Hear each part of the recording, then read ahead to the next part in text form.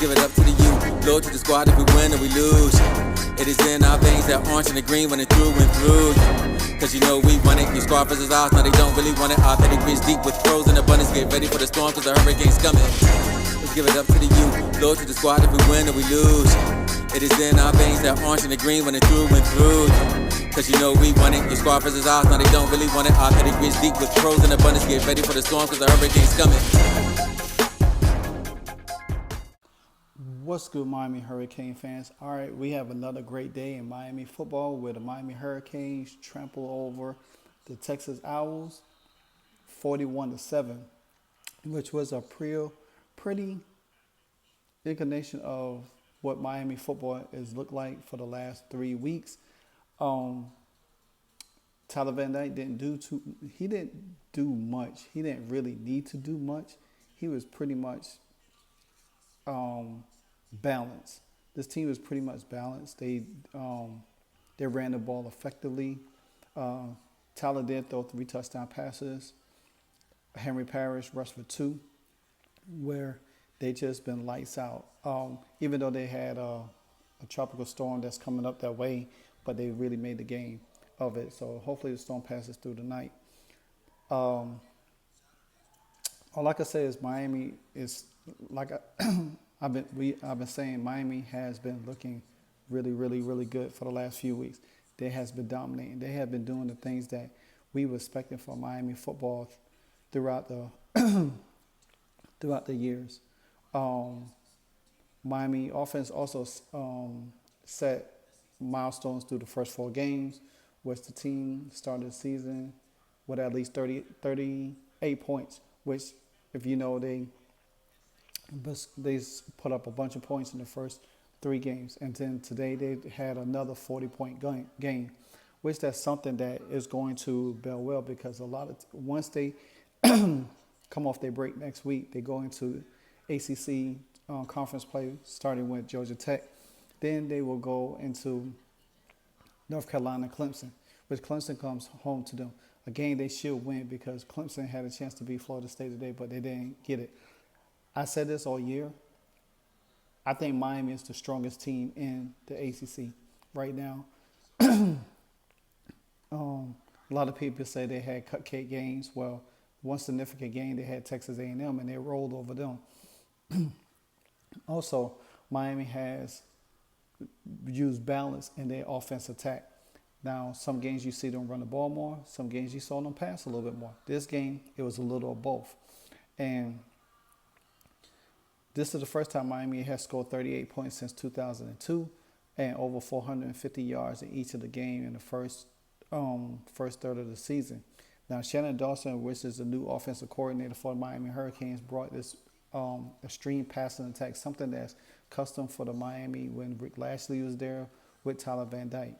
Miami is 11th nationally, averaging over 44 points a game, 15 averaging 511 yards total yards per game, 38th averaging 189 yards rushing per game, and 13th averaging a total not a total, but average of 322 passing yards throughout the first 3 games, which is not bad.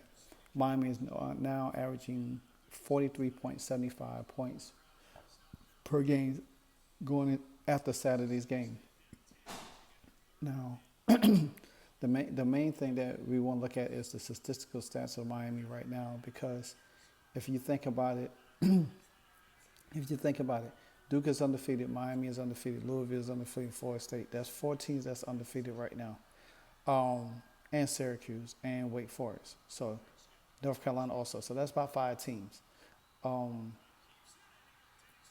But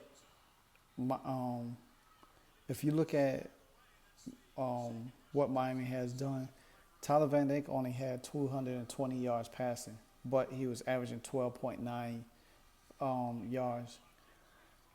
No sacks, no interceptions. That's a good thing. He only got 1 interception on the season, and he has 11 touchdowns. So that's good if you look at it from that standpoint. Henry Parrish had 139 rushing with 2 touchdowns only on 16 carries. So that's, if you look at it, that's balancing, because they had Don Chaney. He had 61 yards. Fletcher had 51. Tyler Van Dyke, he had a scamper. His longest was 37 yards. He only had 2 carries for 39 yards, so that's pretty good. Then Chris Johnson Jr. came in. He had a big pop for 24 yards. So the big plays are there, and nothing that I could say about this young man, Jacoby George. He had 5 targets, 5 receptions for 90 yards. Also, Restrepo still the go-to guy, Mr. Reliable, what I call him. He had 9 targets, 7. He caught 7 of them for 41. Kobe Young, only 3 targets, but he caught 2 of them, in which both of them, one was for a touchdown. So, and he had the one for a touchdown that was 28 yards in the first quarter. So, Brashard Smith, Harold, and all of them, Miami didn't really need much from this team today. They just kept it, even though they made sure that Temple was outmatched. I mean, I knew Miami was once Miami stopped rolling, they let them get some plays here and there, but it was nothing spectacular. Now Miami defense did have 3 sacks on the day. They also had 1, 2, 4, 5 tackles for a loss in that. I think Miami should have been able to put up more points, but they didn't, and they just kept it balanced. You did got to see Emory Williams come in. He didn't really do much. He just kind of just fed the ball, fed the running game. That's about it. He didn't really have to do too much in the game.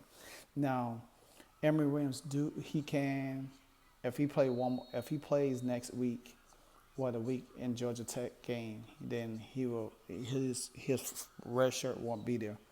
But nevertheless, I don't expect nothing. I mean, the Owls, they threw 2 interceptions, which Miami had.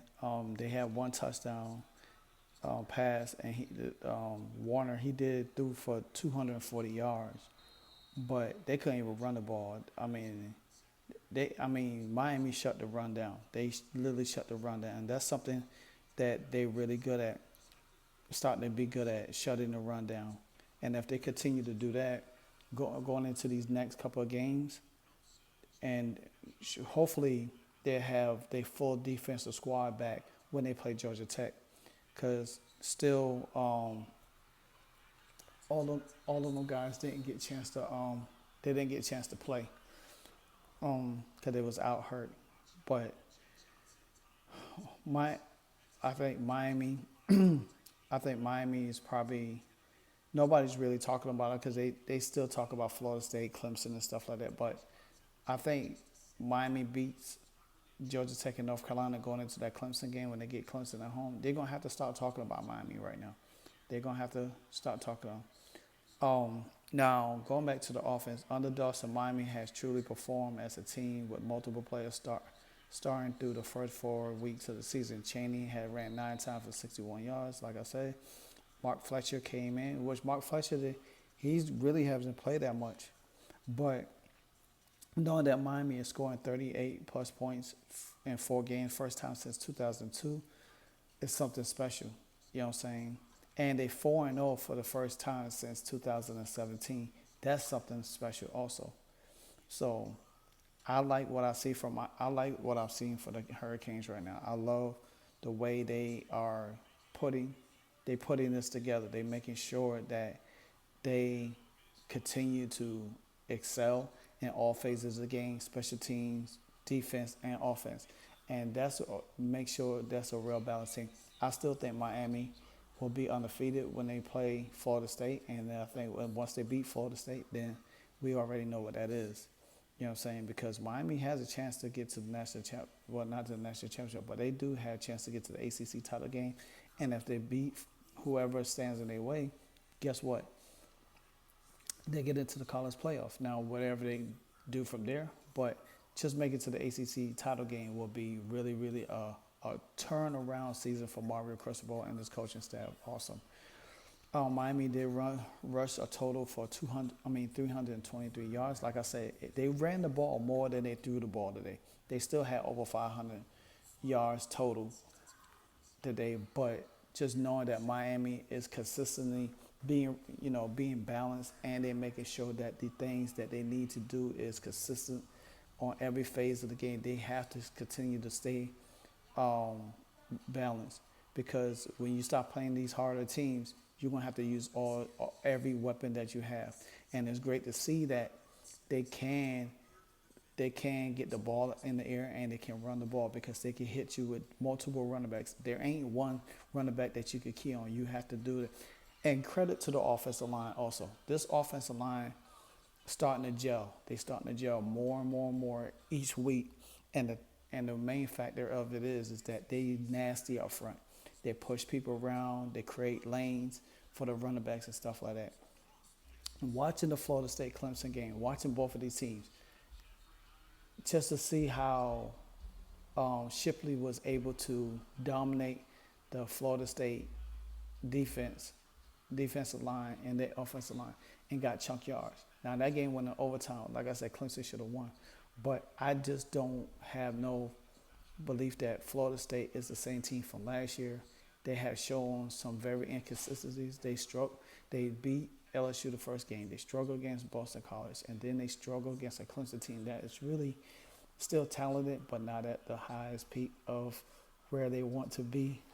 So I think Miami is still there. They still proving themselves, and they still making sure that they are on the rise.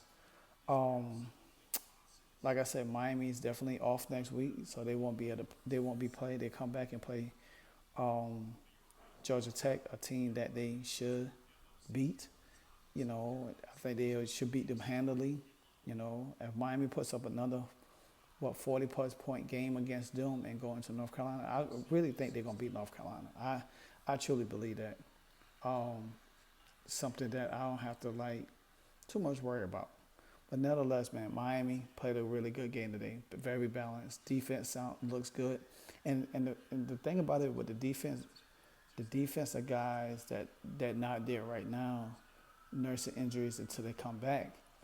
It's very important, because once them guys come back, and then you already had other guys like Couch and all of them guys playing very well, it's going to be very, very dangerous for teams to line up and push Miami around. This ain't the same Miami Hurricane team from a year ago or last year. So with that being said, catch me on Tuesday for my live stream with my man Donnie. We'll be recapping this game on the whole.